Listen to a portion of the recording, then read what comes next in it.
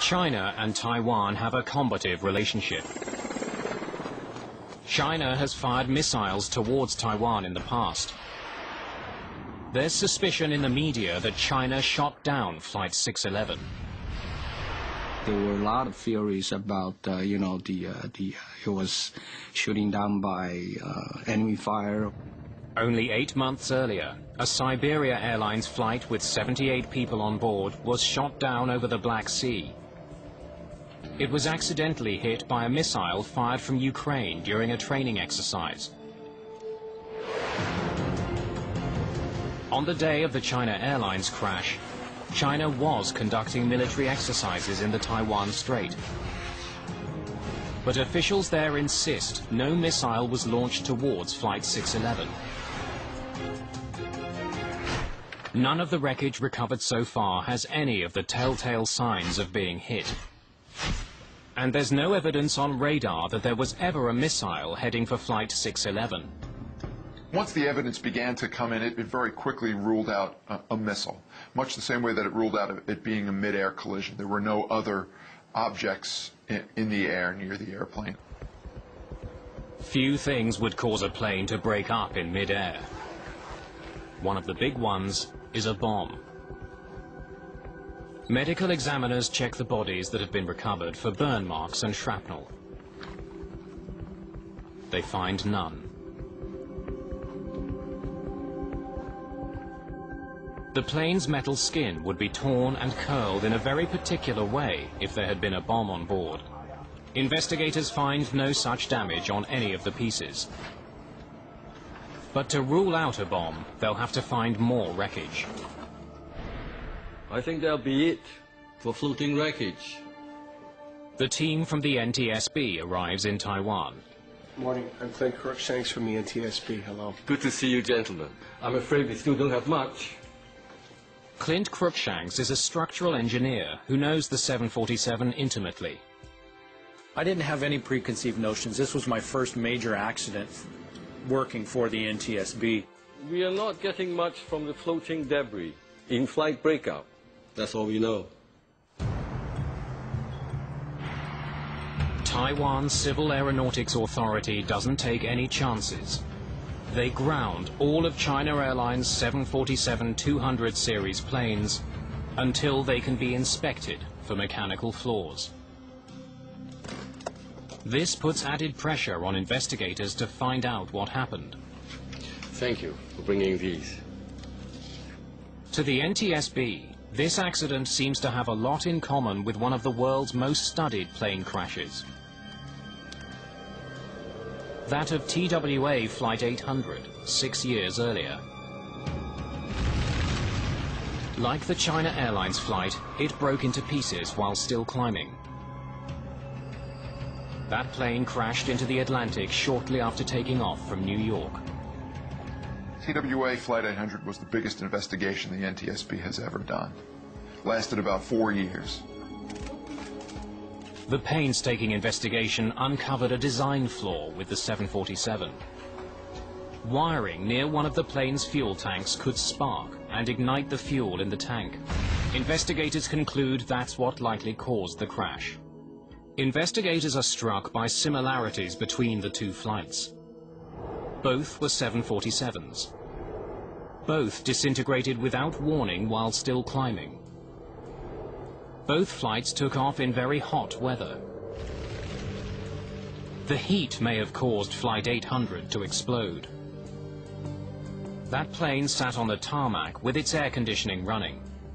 Investigators believe hot air from the air conditioner overheated the plane's fuel. The early evidence is pointing to a repeat of TWA Flight 800.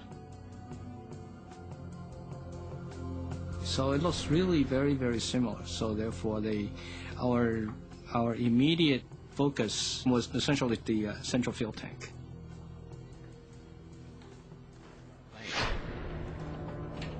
"25 days after the crash of Flight 611, the plane's 2 black boxes have been found.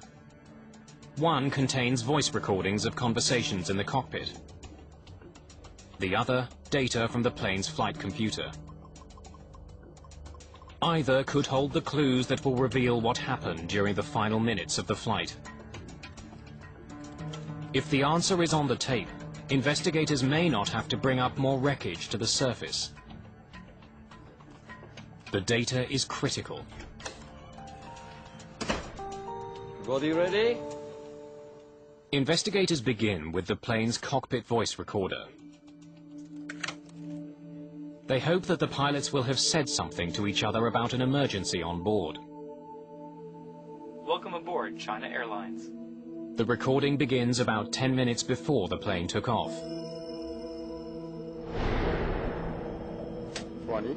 Preparations for the flight sound normal. Okay, after start checklist. After start. Anti-ice. The crew checks all their systems and runs through standard checklists. Off. Off. It was very, very experienced crew. Both the captain and the first officers were quite seasoned. Dynasty 611, runway 06, wind 050 at 9 are cleared for takeoff. Clear for takeoff, Dynasty 611. Takeoff.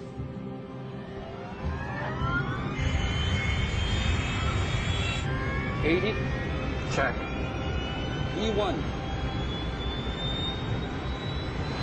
Rotate.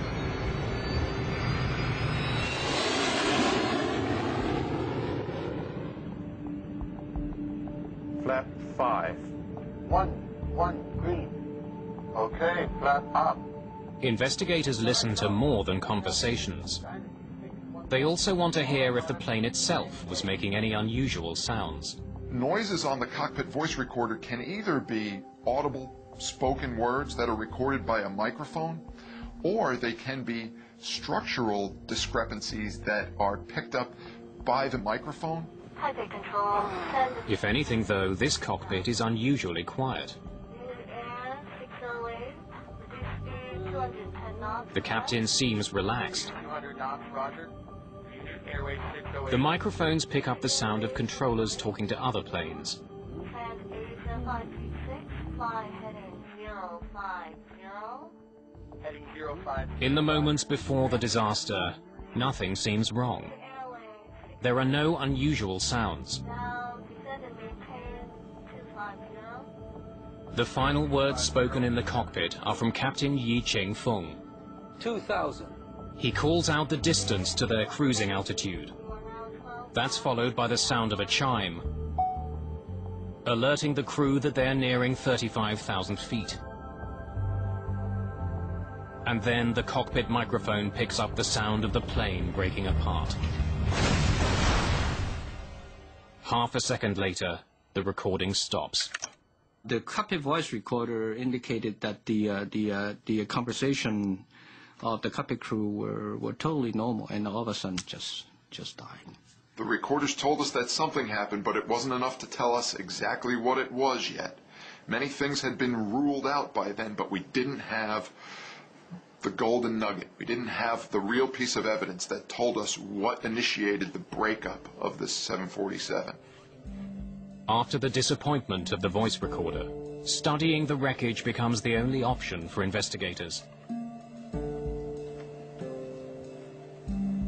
They focus their efforts on items that can either prove or disprove the link to TWA Flight 800.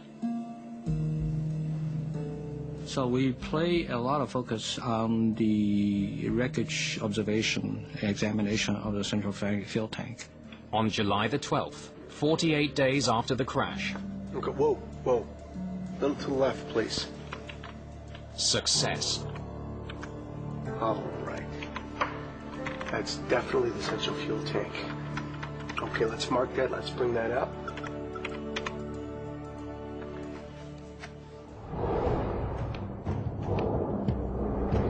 The tank joins the sea of wreckage piling up at the pier.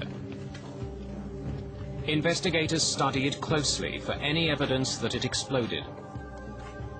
If it did explode like the TWA tank, it would be curled and twisted.